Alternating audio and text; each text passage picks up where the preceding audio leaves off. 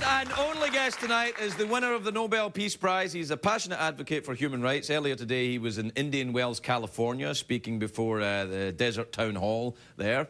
And he turned up here. It's an honour to have him. Please welcome Archbishop Desmond Tutu, everybody.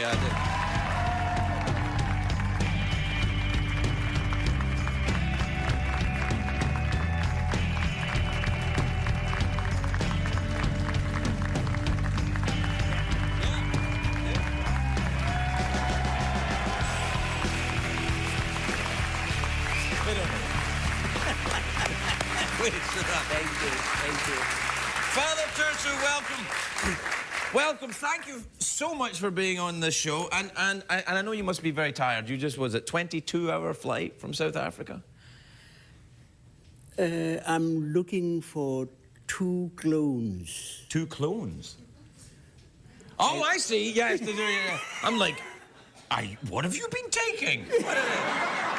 What did they give you back? Yeah, well, you're going to need it. I'm just glad to be here. But I think you're crazy. You think I'm crazy? Well, what on earth gave you that idea? Now, you've met some crazy. I mean, P.W. Botha was crazy. No, a different kind of crazy. Yeah. You send them to asylums. Yeah. No, not you. We want you. Oh, really? We want your craziness. Thank you. Listen, I often wonder when you have such a reputation. I mean, I gave you a huge build-up coming out. Does it embarrass you? Does it make you feel awkward? Did you hear the story of the woman who went to her husband's funeral with her son, and the minister did what you did about me? And she turned to her son and said, "I think we've come to the wrong funeral." Oh, no.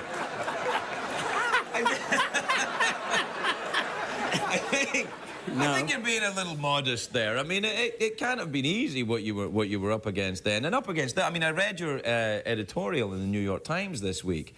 I mean, you're still doing a lot of work in South Africa, and in Africa, all over Africa. Yes. Yes. One of the wonderful things about having a dark skin is that when people say things like you were saying, yes, you don't see that I'm blushing. No, there's a lot of awfulness in the world. Yes, I know. And most of us know that. But what we don't also recognize is there's a great deal of good. I was going to ask you about that because you have, clearly you're a very high cleric. You're a theologian. You studied the religions of the world, particularly your own, I would imagine.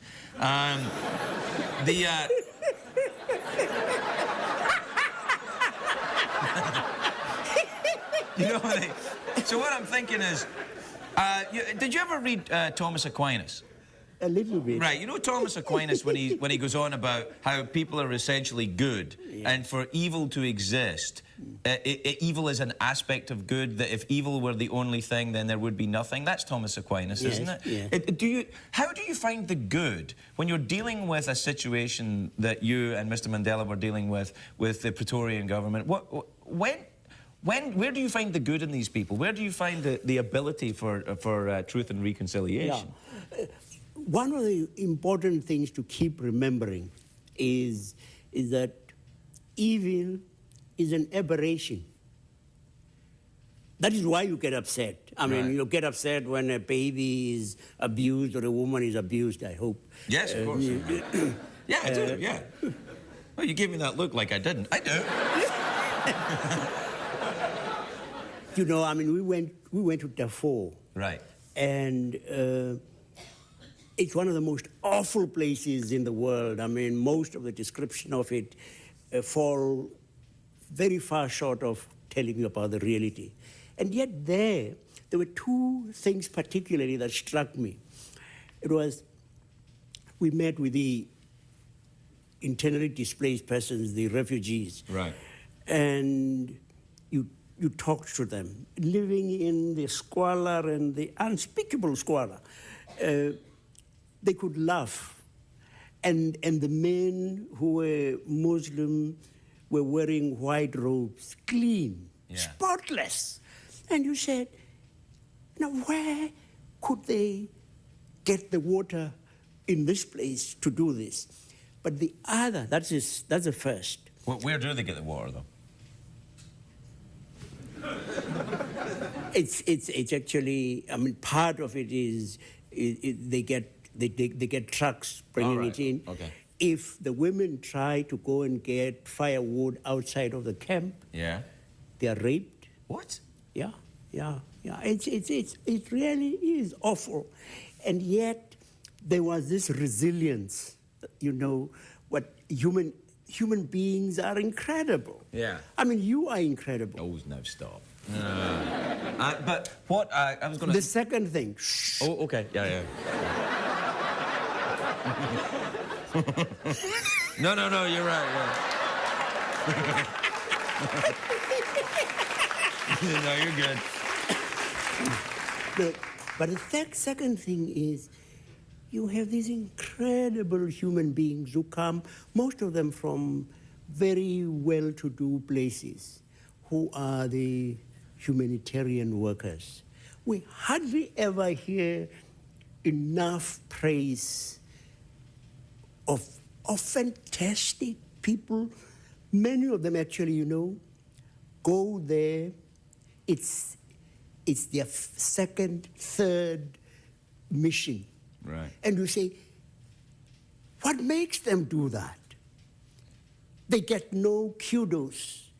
It is just that they would not, in fact, be able to live a normal life if they didn't go and do the kind of things. So there are fantastic human beings. There really are. Is that how you hang on to your faith when you see such evil and such injustice? As a churchman, it must be very difficult. Or maybe it's not, I don't know, I presume too much. But is there a test of your faith when you see how awful the things can be? Yes, I mean, it is that evil is evil. Mm-hmm. I mean, you can't, seek to minimize the ghastlinesses. I mean, when people put others into gas chambers, that's awful. I mean, there's no word hard, good enough to describe the level of evil. I mean, in the Truth and Reconciliation Commission, we heard some gruesome accounts. I mean, somebody says, we gave him drugged coffee, we shot him in the head, and then we burnt his body. It takes 7-8 hours for a human body to burn completely. And so whilst the body is burning here, we're having a barbecue here, drinking beer and laughing, and there's a human body burning, and here's cow flesh burning. And you say, what could have happened to the humanity of anyone that they could think so low? What could happen to that? And how do you find reconciliation? How do you find forgiveness in that? It must be, it's a gargantuan task, the idea. It is, and yet you met many people, not just black people, I mean, white people who had this incredible magnanimity. One woman was with friends at a Christmas party at a golf club, and one of the liberation movements threw hand grenades into the party, and several of the people were killed. She wasn't killed, but she was so badly wounded, she was in ICU for several months. Now, she's talking, and she says she couldn't, when she came out, she couldn't wash herself, she couldn't clothe herself, she could not feed herself. It was done for her by her children. And then she says, a condition that leaves her almost totally hopeless. She says, it has enriched my life. Wow. Enriched my life. This must be crazy. It's very advanced for me. I don't get it. And then she says, I'd like to meet the perpetrator. Wow. I'd like to meet him in a spirit of forgiveness. I'd like to forgive him. And then she says, and I hope he forgives me. Wow. I mean, that's mind-blowing. Is that the only way to freedom, is forgiveness? I remember hearing something about the Dalai Lama talking about he felt he was in danger with the Chinese because he felt himself losing compassion for them, which I didn't really understand at the time, but it sounds a little bit like what you're saying. The thing is that you and I and all of us, even when we don't accept it, or understand, it is that God created us in such a way that I can't be human on my own. I wouldn't know how to walk as a human being. I wouldn't know how to think. I wouldn't know how to speak. I wouldn't know how to be a human being except through learning from other human beings. And so our humanity is bound up with one another's. And you see, we saw it in South Africa. If you carry out a policy that dehumanizes others, in the process, you are dehumanized. Right. And so you understand now, you understand how others can say, in order for me to be me, I want to forgive you. Because, have you discovered, when you don't forgive, frequently you feel it in your tum-tum. You do. Yes. I was told that resentment was like drinking poison and then expecting someone else to die. You know, that it has that... Oh, that's a beautiful... Thank you very much. It's not mine. Father Tutu, we have to take a break, and then we'll be right back. We'll be right back with Archbishop Desmond Tutu, everybody.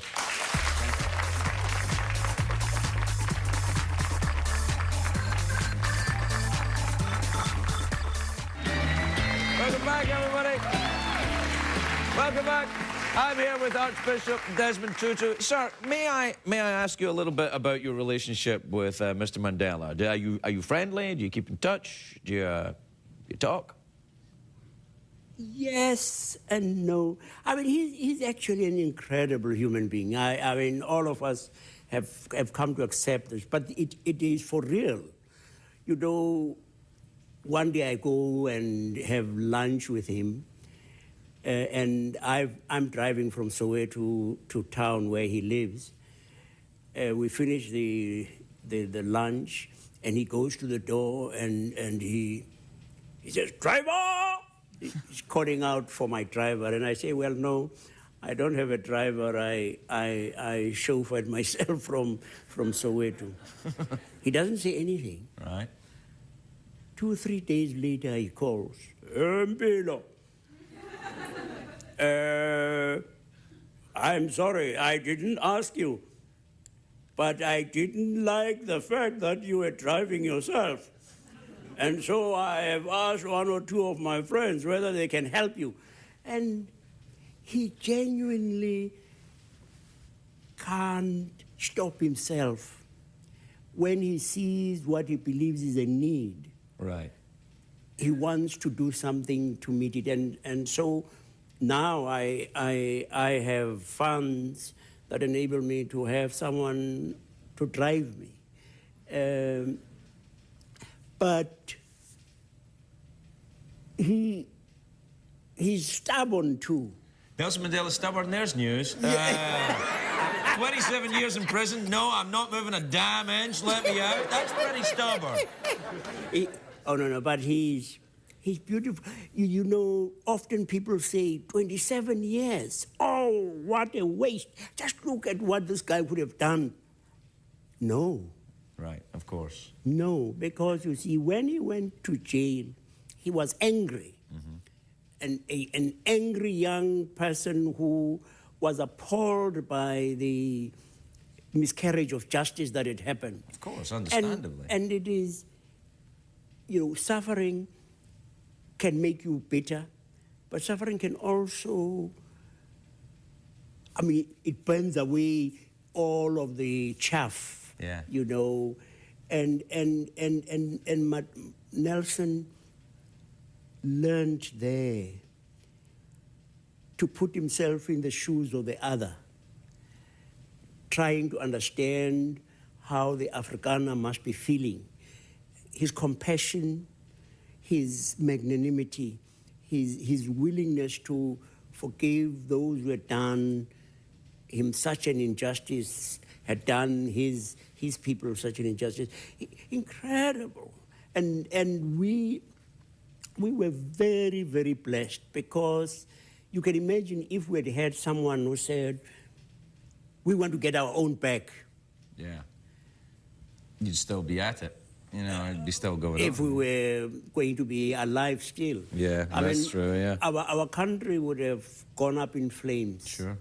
And that's why we say there actually is no future without forgiveness. Just think, if you, I know you don't do this, but if you quarrel with your wife. God bless you. Yeah. You don't know. No, and I'm sure you don't quarrel with yours either. I know. I went too far. Yeah. But you know what would happen to that relationship if one of you didn't say those words which are in any language the most difficult. I'm sorry. Yeah. I'm sorry. Or you sometimes you squeeze them out of you. Yeah. That's how I get them out. Yeah. But if you don't, there's not much hope for that relationship. If you just build up the resentments, and one day, a very small thing, just look at the toothpaste tube. He's done it again. He squeezed it in the middle. Yeah, that's terrible business. No, yeah. I hear that is what happens. I'm not... No, you would never do that. I understand. No. I hear that is what they do. You throw your towels all over the place, and think that there will be somebody who's going to pick them up. Yeah, you're giving away a lot tonight, Father Tutu, No. I'm just telling you about what I have heard. All right, okay. We would have been in real trouble in our country had it not been that we said it is important for people to be able to tell their story. Have you found out how powerful telling one story can be? A little bit, yeah, I know a little bit about that, yeah. We had a young man. He was blinded by police action. He came to tell us his story. When he finished, one of the panel of the TRC said, "How do you feel now that you have told your story?" Unbelievably, a smile broke over his face. And he said, he's still blind. He said, "You have given me back my eyes." That telling the story as you did in the TRC, it was telling it to the whole world. Mm-hmm. It's reported very, very extensively. It was an incredible rehabilitation, a wonderful acknowledgement that what he had done had not just gone up in smoke. It had happened, and people knew about it. Yes, and that he was part of the reason why we now had a free South Africa. Tell me, if you can, we're almost out of time, but I'd love to hear how your feelings on the American state of affairs right now with the election of Barack Obama. Is this, yeah, I thought you were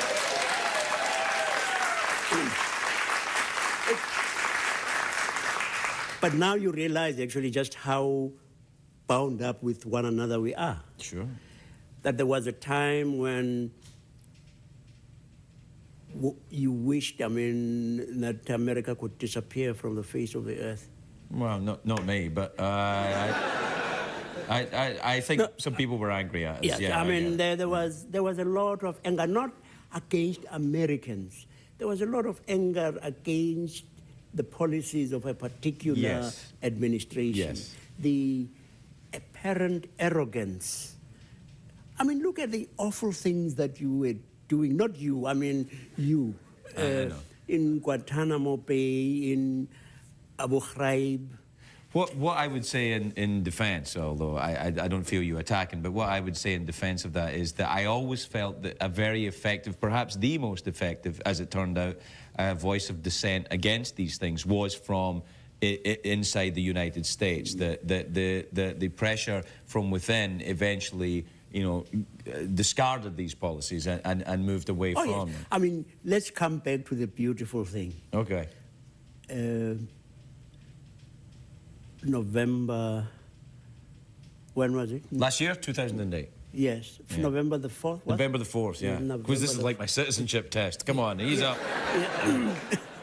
Well, you know, we were sitting, we were at a game lodge, and my wife was sitting in front of the television, and we were watching the celebrations in Chicago. Chicago, yeah. Yeah. And she was sitting there, and tears were streaming down her face. And she said, I don't know why I'm crying. I'm so happy. You know, and all of us were uplifted. Yeah. And it wasn't just here. And I came in January the 20th. Fantastic. I mean, I had a ticket and thought we would be able to wend our way through the crowds. Yeah. Amazing. I mean, you saw people of all sizes, shapes, and especially for someone coming from a former racist country, it was so heartwarming to see the number of white people. Well, actually, you would not have been elected. But there is that, yeah. That, and people were walking with a new pride. Yeah. You know, and it was a palpable. You could feel the goodwill, the joy, the pride. Some of our friends said, you know, I caught myself waving the American flag, which I used to burn. You know, right. This was an American. That, and now, a new hope. I mean, the world was feeling, hey, America is experiencing a kind of Mandela moment. Oh, right, okay. You know, Bishop, we're completely out of time. I'd love to talk to you more. Oh, yeah, no, please. That's right. Archbishop Desmond Tutu, everybody. We'll be right back.